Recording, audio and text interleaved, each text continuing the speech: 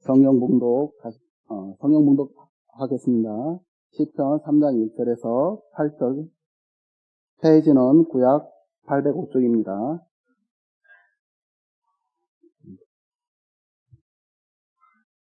봉독하겠습니다. 여호와여, 나의 대적이 어찌 그리 많은지요. 일어나 나를 치는 자가 많으니이다. 많은 사람이 나를 대적하여 말하기를 그는 하나님께 구원을 받지 못한다 하나이다. 여호와여, 저는 나의 방패시요 나의 영광이시요 나의 머리를 드시는 자이십니다. 내가 나의 목소리로 여호와께 부르짖으니 그의 성신에서 응답하시는도다. 내가 누워 자고 깨었으니 여호와께서 나를 붙드신지로다. 천만인이 나를 에워싸 진친다 하여도 나는 두려워하지 아니하리이다. 여호와여, 일어나소서. 나의 하나님이여, 나를 구원하소서. 주께서 나의 모든 원수의 뺨을 치시며 악인의 일을 꺾으셨나이다. 구원은 여호와께 있사오니 주의 복을 주의 백성에게 내리소서. 아멘. 할 말씀은 신약 누가복음 22장 1절에서 6절 말씀 133페이지입니다. 봉독하겠습니다. 6월절이라 하는 무교절이 다가오매 대제사장들과 서기관들이 예수를 무슨 방도로 죽일까 궁리하니 이는 그들이 백성을 두려워함이더라. 12 중의 하나인 가룟이라 부르는 유다에게 사탄이 들어가니 이에 유다가 대제사장들과 성전경비 대장들에게 가서 예수를 넘겨줄 방도를 의논하매 그들이 기뻐하여 돈을 주기로 언약하는지라. 유다가 허락하고 예수를 무리가 없을 때 넘겨줄 기회를 찾더라. 아멘. 아무리 생각해도 가룟 유다는 굉장히 억울하겠다 이런 생각을 가지는 이름입니다. 세상에는 배신자가 굉장히 많았겠죠. 지금도 많고요. 그런데 크리스찬이든 넌 크리스찬이든 배신자, 무조건 가룟 유다를 먼저 생각합니다. 예수 믿는 우리야 다 알고 있으니까 그런가 보다 그러는데 예수 믿지 않는 사람들도 배신자, 제일 먼저 떠올리는 이름은 가룟 유다입니다. 삼국지를 읽다가 보면 배신자가 수도 없이 많아요. 정치세계, 종교세계, 또 우리 일반 사회에 배신, 배반은 그야말로 밥 먹듯이 일어납니다. 근데 그렇게 많은 사람들이 배신하고 배반했는데도 가룟 유다 이름을 제일 먼저 떠올립니다. 배신자 하면 가룟 유다. 그런 의미에서 가룟 유다는 굉장히 억울하겠다. 왜 나만 갖고 그래? 하지 않을까 싶습니다. 가룟 유다가 그럴 수밖에 없었던 이유가 있습니다. 억울하지만 어쩔 수 없어요. 여러분, 가룟 유다의 배신은 세기적인 배신입니다. 평범한 배신이 아니에요. 예수님을 믿는 사람이든 믿지 않는 사람이든 예수님을 기준으로 세기가 나눠져 있다는 것은 다 아는 사실이고 지금 현재 우리 인류는 그것을 적용해서 살고 있습니다. 예수님의 탄생 기점으로 해서 세계를 나눴습니다. 기원 전의 세계, 기원 후의 세계. 자, 우리 예수 믿는 사람들은 그것을 주후, 주전 그렇게 구분을 합니다. 예수 안 믿는 사람들은 그것을 기원 전, 기원 후로 구분을 합니다. 예수님은 세기적인 인물이었다. 그런 얘기에 다름 아닙니다. 그런데 그 예수님을 가룟 유다가 배신했어요. 그래서 세기적인 배신자 누명을 가룟 유다가 쓰게 된 것이고 억울하지만 할 수 없는 일입니다. 자, 여기 궁금한 것이 하나 있습니다. 여러분도 마찬가지고 저도 마찬가지고 우리 학문의 세계도 역시 마찬가지일 건데 그 가룟 유다는 천국 갔을까 지옥 갔을까? 입니다. 우리는 하나님을 노하기를 더디하시는 하나님, 자비와 긍휼이 무한하신 하나님으로 고백합니다. 우리만이 아니라 우리 믿음의 선조들은 늘 그렇게 고백해 왔습니다. 예수님은 여러 번 강조하신 바가 있습니다. 몇 번까지 용서를 해야 되죠? 야, 70번씩 7번이라도 해야지. 7번씩 70번이라도 해야지. 무한정의 용서를 예수님은 강조하셨습니다. 그 예수님이, 그 하나님이 과연 가룟 유다는 어떻게 처리를 하셨을까? 궁금합니다. 여러분도 마찬가지일 것이고 저도 마찬가지이고요. 아마도 이런 얘기를 하고 있는 제가 여러분들의 눈에 조금 이상하게 보일 수도 있어요. 왜 하필 지금 유다 얘기를 저렇게 하시지? 하나님이 엄청 고민하셨을 것 같은 그런 생각이 들어가는 장면입니다. 오늘 본문 말씀은 그 과정의 이야기입니다. 가룟 유다가 예수님을 배신했다는 아주 직설적인 그런 얘기가 오늘 본문 말씀이에요. 자, 이 본문 말씀 말고 가룟 유다가 예수님을 배신했다는 말은 여기저기 굉장히 많습니다. 그 중에 하나를 제가 선택한 겁니다. 자, 분명히 가룟 유다는 예수님을 배신했어요. 배반했고요. 그 가룟 유다의 배신 때문에 예수님은 정죄를 받았다고 성경에 또 쓰여 있고요. 자, 그런데 가룟 유다가 억울할 수밖에 없는 얘기가 오늘 본문에 있습니다. 자, 가룟 유다, 너는 배신자지. 치부하면 그것으로 끝날 것 같은데 오늘 복음서 기자는 조금 이상한 얘기를 먼저 쓰고 있습니다. 어떤 얘기를 쓰고 있는가 하면 유월절이라 하는 무교절이 가까이 왔음에 가룟 유다 얘기를 하기 전에 그런 말씀을 먼저 했어요. 우리 첫 절입니다. 유월절이라 하는 무교절이 다가오매.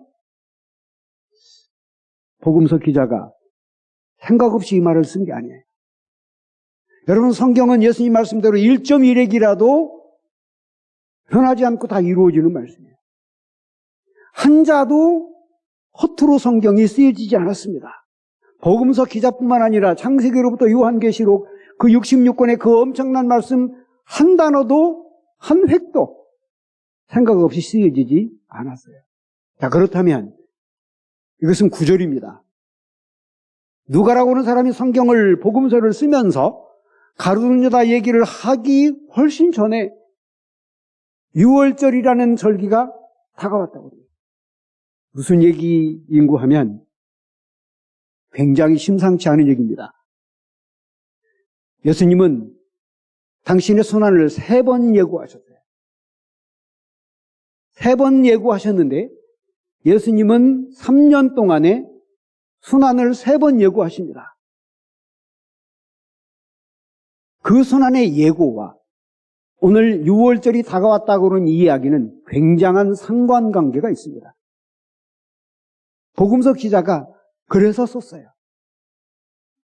예수님은 3년에 한 번씩, 1년에 한 번씩 예루살렘에 올라가셔요. 그건 예수님만 아니고 당시 유대인 모든 성인이면 1년에 한 차례 6월절이면 늘상 예루살렘에 올라가야만 됐어요. 성전이 예루살렘에 있었고 그것은 모세의 명령에 따라서 누구나 성인이면 예루살렘 성전에 올라가서 명절을 지키도록 규정되어 있는 것이 당시 유대법입니다. 예수님도 그래서 공생의 3년 동안에 1년에 한 차례씩 어김없이 예루살렘에 올라가셨고 성전에 가셨습니다. 자, 오늘 누가는 그 6월절이 다가오고 있다, 그 얘기를 쓰고 있습니다. 이 말은 돌려서 표현을 한 것인데 예수님의 순환의 절기가 지금 다가오고 있네. 그런 말을 지금 돌려서 하고 있는 거예요. 예수님의 순환의 예고와 예루살렘 입성, 즉 6월절 얘기는 불가분리의 관계에 있다는 그런 얘기입니다. 자, 예수님이 매년마다 예루살렘 성전에 올라가시면서 느끼는 느낌입니다, 이게. 그래서 순환 예고를 하신 겁니다. 아, 내가 이번에 예루살렘에 올라가면, 예루살렘의 성전에 들어가면 그 성전을 관리한다는 지도자들이 나를 죽이겠지. 그래서 매번마다 우리 예수님은 긴장감을 가지고 제자들에게 당신의 죽음에 대한 예고를 미리미리 하신 겁니다. 죽을 수도 있었기 때문에. 굉장히 많은 긴장감을 가지고 예수님 말씀하셨는데 그것은 예수님만 긴장한 것이 아니고 제자들 역시도 뿐만 아니라 예수님을 청종했던 굉장히 많은 군중들도 똑같은 생각을 했습니다. 아, 이번에 예수님 예루살렘에 오시면 죽을 수도 있어. 초긴장이에요. 초조하고 불안하기로 말할 수가 없습니다. 그런데 재미있는 것은 이런 초조함과 또 이런 불안함과 이런 긴장감은 예수님을 죽이려고 논의했던 당사자들도 똑같았습니다. 그래서 오늘 말씀에 뭐라고 그랬어요? 기회만 엿보고 있었다고 되어 있습니다. 예수님 주변에는 언제나 사람들이 인산인해를 이뤘습니다. 자, 예수님은 얼마든지 시골에 활동을 하고 계셨기 때문에 시골에 가신 예수님을 죽일 수도 있었는데 사람이 너무 많아. 그리고 거기까지 군사를 동원하기에는, 경찰을 동원하기에는 무리가 있습니다. 또 동원해서 거기까지 군사를 끌고 가려면 로마의 허락을 받아야 됩니다. 그런데 수도 예루살렘은 그럴 필요가 없습니다. 그냥 자기 발로 걸어왔으니 하시라도 군사 동원하면 되는 거예요. 제사장들, 또 이 서기관. 여러분, 지금도 역시 마찬가지인데 유명인들은 그 행적이 누구에게 다 드러나게 되어 있습니다. 이 사람은 이날 몇 시에 어디를 가고, 이 사람은 매날 몇 시에 어디 가고, 대통령은 어디를 언제 가고, 총리는 어디를 언제 가고, 장관은 어디를 언제 가고 밝혀지게 되어 있지요. 예수님의 행보도 역시 마찬가지인데 오늘 말씀에 보면 제사장들과 서기관들이 의논했다고 되어 있습니다. 당시 서기관들은 공무원입니다. 공무원의 의무는 고위공직자들이 어디에서 무엇을 하는지를 전부 다 파악을 하는 사람입니다. 당연히 보고를 했겠죠. 누구에게? 대제사장들에게. 그래서 예수님의 행적이 오늘 여기는 고개를 넘는 시간이고, 오늘 여기는 성전에 들어가는 시간이고, 오늘 여기는 사람들을 만나는 시간이고, 기회만 엿볼 수밖에 없었습니다. 이것이 오늘 말씀의 의미인데, 자, 6월절이 다가왔다는 그 표현 다음에 또 이상한 말을 누가가 또 썼습니다. 대제사장들과 서기관들이 예수를 어떻게 죽일까 의논했다고 되어 있어요. 자, 그러면 예수님은 돌아가시게끔 되어 있어요. 마땅히 대제사장들은 최고의 권력가들입니다. 작심하면 되는 거예요. 거기다가 공직자들까지 지금 동원됐어요. 예수님 꼼짝 말아요. 언제든지 계시만 하면 끝나는 얘기가 오늘 이 말씀의 의미라고 볼 수 있습니다. 자, 언제든지 계시만 하면 되는 얘기를 지금 누가라고 하는 사람이 썼어요. 자, 오늘 제가 이 얘기를 서두에 장황하게 하는 배경이 있습니다. 가룟 유다는 참 억울합니다. 이미 다 예정돼 있는데, 이미 다 그렇게 하도록 결정이 돼 있었어요. 예수님은 죽을 계획이 다 세워져 있는 겁니다. 자, 1절과 2절 끝나고 3절에 비로소 가룟 유다 얘기가 쓰여져 있어요. 그래서 가룟 유다가 참 억울했겠다 하는 말씀을 제가 드리는 겁니다. 자, 마태복음 기자도, 마가복음 기자도, 요한복음 기자도, 오늘 본문을 쓴 누가복음 기자도 순서가 똑같습니다. 그들이 세상을 보는 눈이 똑같아요. 자, 그런 의미에서 가룟 유다는 억울할 수도 있었겠다 하는 말씀을 제가 드린 겁니다. 다른 말로 표현하자면 이미 다 계획되어 있는 예수님의 사건 내 가룟 유다는 숟가락 하나 얹은 거야. 숟가락 하나 얹은 상황이 바로 오늘 가룟 유다의 행위다. 어찌 보면 역겹구나. 뭐 그런 생각을 갖게 되는 그런 이야기가 오늘 본문의 말씀이라고 볼 수 있습니다. 본인이 의도해서 그렇기는 했지만 아마도 가룟 유다는 누군가의 사주를 받았을 것이고, 그래서 오늘 복음서 기자가 뭐라고 썼어요? 그 마음에 사탄이 들어가니. 사탄, 유혹자입니다. 누군가가 꿰었어요. 권력자이지만 굉장한 군인을 동원할 수 있는 최고의 지도자들이지만 사실은 그 안에 배신자가 있으면 훨씬 더 쉽지. 왜? 그 배신자는 분명히 그렇게 신문할 때 편들어 줄 거니까. 그 사람 무슨 얘기했어? 아, 그 사람 이런 얘기했습니다. 편들어서 누군가가 그 자체에서 배신자가 나타나면 훨씬 더 쉬웠겠지. 자, 그 이야기를 복음서 기자는 그 속에 사탄이 유혹자가 누군가가 꿰었어. 누군가가 엮었어. 누군가가 가룟 유다가 지금 엮임에 꿰임에 빠졌어. 이런 얘기를 어찌 보면 쓴 것이다. 여러분 다시 돌아가서 그런 가룟 유다를 우리 하나님 과연 어떻게 판단하셨을까 하는 생각이 고민되지 않을 수 없는 그런 장면입니다. 공교롭게도 마태복음 기자는요, 이런 얘기까지 썼습니다. 가룟 유다 본인 자신 때문에 예수님이 제목이 확정되는 순간을 보고 그는 마음의 양심의 가책을 느껴서 회개를 했어요. 그리고 스스로 자결을 했습니다. 자기가 받았던 은전을 그냥 집어 던져버렸어. 그리고 그냥 가서 죽어버렸어. 이 표현은요, 마태복음 기자가 일부러 쓴 것은 아닐 것이고, 가룟 유다는 예수님을 팔은 것에 대한 양심의 가책을 굉장히 많이 느껴서 스스로 죽을 만큼 그 가룟 유다를 하나님은 어떻게 평가를 하셨을까 하는 것이 제가 오늘 여러분들에게 드린 질문입니다. 내 나름대로 해석하면 이런 생각도 들어가요. 제가 오늘 설교 제목을 불가불가 이렇게 썼어요. 불가불가. 이게 무슨 말인고 하면 우리 국사를 읽다가 보면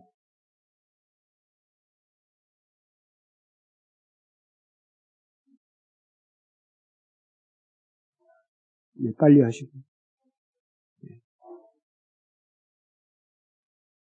국사를 읽다가 보면 재밌는 얘기가 참 많은데요. 불가불가도 그 재밌는 얘기 중에 하나입니다. 1910년 국치회의죠.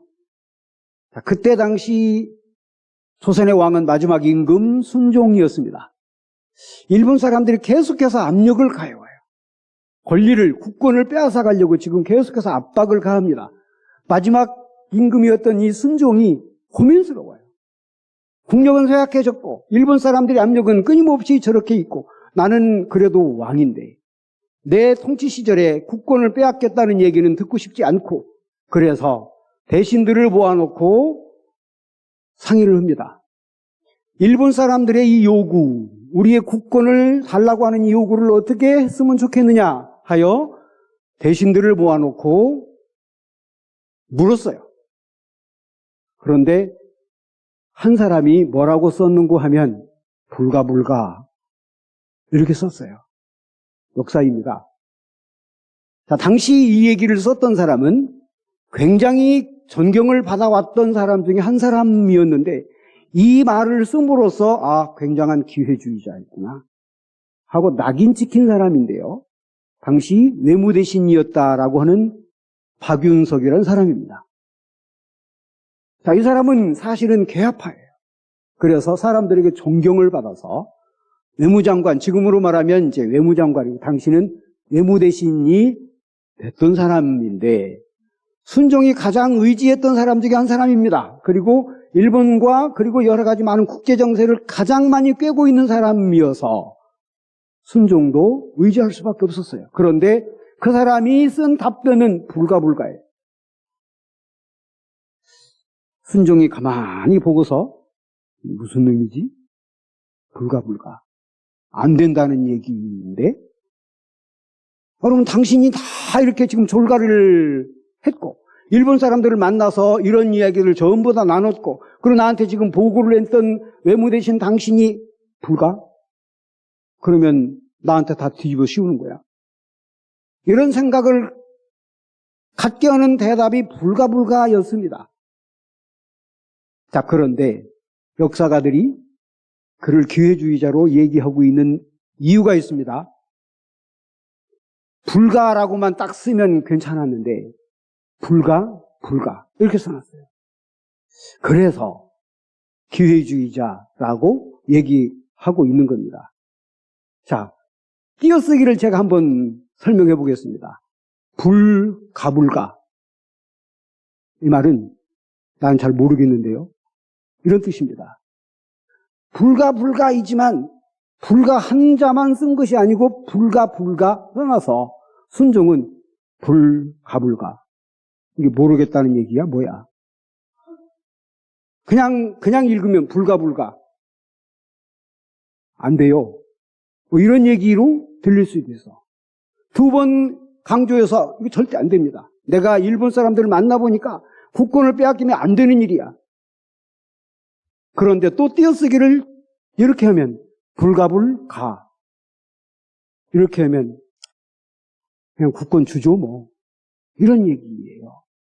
그래서 역사가들이 그를 기회주의자라 그러는 겁니다. 각설하고. 자, 우리 하나님의 판단을 우리가 한번 생각해 보십시다. 하나님은 불가불가였을까? 불가불가였을까? 불가불가였을까? 가룟 유다에 대해서. 가룟 유다가 자결하기 직전에 자기 죄를 뉘우쳤습니다. 참회했어요.